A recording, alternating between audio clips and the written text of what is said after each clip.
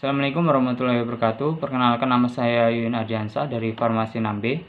Di sini saya akan menjelaskan mengenai beberapa kasus penyakit. Yang pertama yaitu mengenai depresan, stimulan, dan halusinogen. Seperti yang kita ketahui, depresan merupakan psikotropika golongan 4. Obat ini dapat mengurangi aktivitas susunan saraf pusat dan mempunyai potensi ringan untuk menyebabkan ketergantungan. Contoh obatnya yaitu megadon, sedatin, atau pil koplo, dan rohinol. Kemudian stimulan adalah obat yang memberikan rasa aktif di dalam tubuh, memberi rasa senang dan meningkatkan efisiensi pikiran sehingga menjadi tidak cepat lelah. Contoh obat yaitu golongan simpatometik, amin, golongan monoamin oksidase inhibitor, obat antidepresi, kemudian golongan trisiklik, dan obat turunan santin. Kemudian halusinogen adalah obat yang jika dikonsumsi dapat menyebabkan timbulnya halusinasi.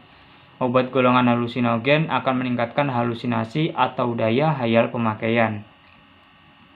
Contoh obatnya yaitu LSD atau lysergic acid diethylamide, kemudian psilocybin, dan mikralin. Untuk etiologinya, secara keseluruhan etiologi sebenarnya dibalik gangguan penyalahgunaan nafsa. Kemudian faktor resiko genetik yang tepat, terpapar zat yang tepat.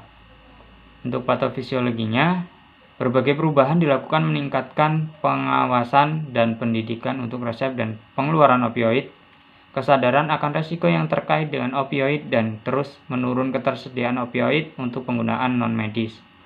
Gambaran klinisnya yaitu onset fase akut putus obat berkisar antara 8-24 jam. Saat mabuk mengalami euforia ataupun disforia. Kemudian merasakan gemetar, mual, dan muntah. Untuk farmakoterapinya yaitu gangguan opioid pada ibu hamil, gangguan penggunaan opioid, nalakson, metadon. Itu adalah farmakoterapi untuk depresan, stimulan, dan halusinogen. Yang selanjutnya yaitu gangguan terkait senyawa, yaitu alkohol, nikotin, dan kafein.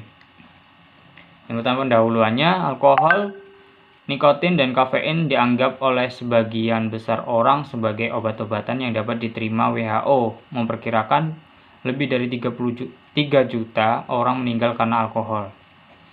Etiologinya, alkohol adalah depresan SSP atau sistem saraf pusat yang bekerja dengan cara tergantung dosis, menghasilkan obat penenang yang berkembang menjadi tidur, tidak sadar, koma, dan lain-lain. Alkohol dapat mempengaruhi opiat endogen dan beberapa neurotransmitter di otak. Untuk patofisiologinya, penyerapan di perut 5-10 menit, timbul efek klinis, serum puncak konsentrasi 30-90 menit setelah selesai minuman terakhir. Bervariasi tergantung jenis alkoholnya. Lebih dari 90% alkohol dalam plasma dimetabolisme di hati oleh 3 sistem enzim yang beroperasi dalam hepatosit, dengan sisanya dieskresikan oleh paru-paru dan urin serta keringat. Untuk gambaran klinisnya, efek akut dari alkohol, kemudian keracunan alkohol, studi laboratorium, screening untuk gangguan penggunaan alkohol. Kemudian untuk tujuan terapinya, untuk mengobati gejala penaikan akut, untuk pengobatan primer ketergantungan alkohol, menurunkan atau menghentikan konsumsi alkohol, nikotin, dan kafein. Untuk evaluasi terapinya, yaitu mempertimbangkan peningkatan penggunaan alkohol dan efek variabel alkohol, nikotin, dan kafein dari individu. Kemudian mendeteksi penyalahgunaan, menghindari perkembangan menjadi parah. Untuk farmakoterapinya yaitu bisa menggunakan nalhexon, disulfiran, ataupun aksamprosat. Yang selanjutnya yaitu attention deficit atau hyperactivity disorder. Pengertiannya, gangguan masa kanak-kanak, defisit perhatian, atau hiperaktif gangguan. Untuk etiologinya yaitu sebuah tinjauan ekstensif terhadap studi kembar selama 40 tahun terakhir telah menunjukkan bahwa stabilitas ADHD rata-rata 14%. Untuk gambaran klinisnya, timbul gejala harus sebelum usia 12 tahun, sering gagal memberikan perhatian, seringkali mengalami kesulitan mempertahankan perhatian.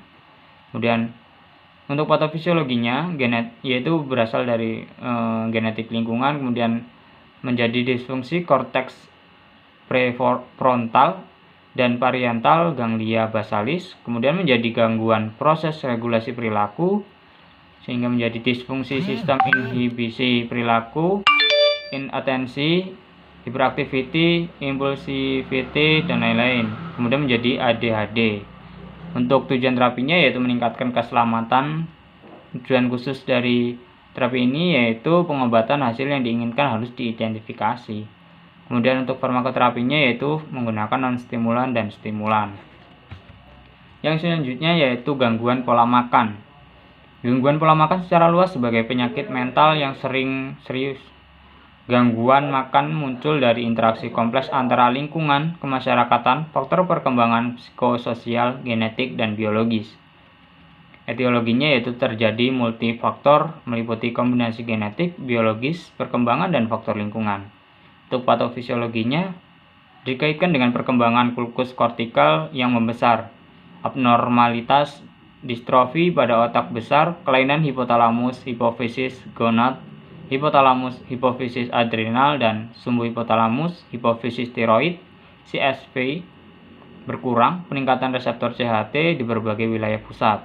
Kemudian untuk gambaran klinisnya, yaitu pembatasan asupan energi yang mengasah pada berat badan rendah, evaluasi diri, dan dipengaruhi oleh persepsi berat badan dan bentuk tubuh. Untuk tujuan terapinya, yaitu mengurangi citra tubuh yang terdisorder, memulihkan dan menjaga berat badan sehat, membangun pada pola makan sehat, memperbaiki masalah psikologis, psikososial, maupun fisik. Sekian, terima kasih. Wassalamualaikum warahmatullahi wabarakatuh.